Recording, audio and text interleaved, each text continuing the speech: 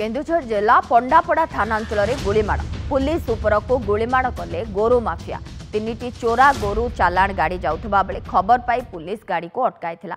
हेले इस समय पुलिस उपरकू प्रथमे गुली चालना करथिले गोरु माफिया परे पुलिस रो पालटा गुड़ीमाड़े जड़े गोरु माफिया आहत होइतिबा सूचना मिलुछि। तेबे गोरु माफियार आंठुरे दुईटी गुली बाजिछि। आहत अवस्था कटक बड़ मेडिकल को स्थानांतर कर अधिक खोलताड़ चलाइछि पुलिस। आहत गोरु माफिया केन्दुझर जिला ढेंकीकोट सांतरापुर अंचल होइतिबा जଣାपड़िछि। धरपगड़ समय 2 जन पुलिस सामान्य आहत होइतिबा बेले 5 जन को अटक रखिथिबा सूचना मिलुछि। गतकाली जो आमर इलीगल गोरु चालाण उपरे जो रेड कंडक्ट करा जायतिला सेथिरे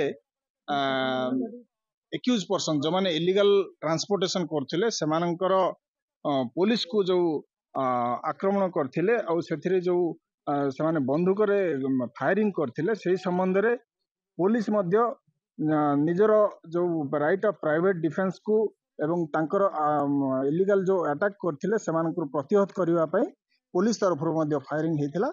सेथिरे जने आरिक खान सामंतरापुर थाना होची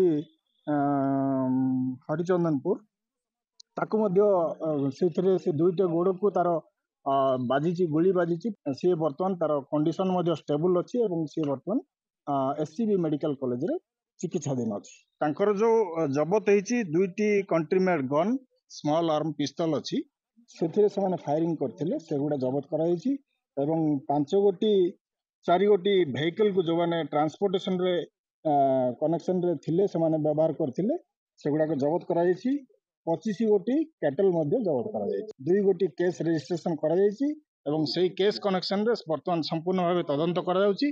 कोठी की जाउथला कोन चालान करा जाउथला किए तांको भीतर पछर रहस्य अछि कहा कहार हाथ अछि सब तदंताधीन।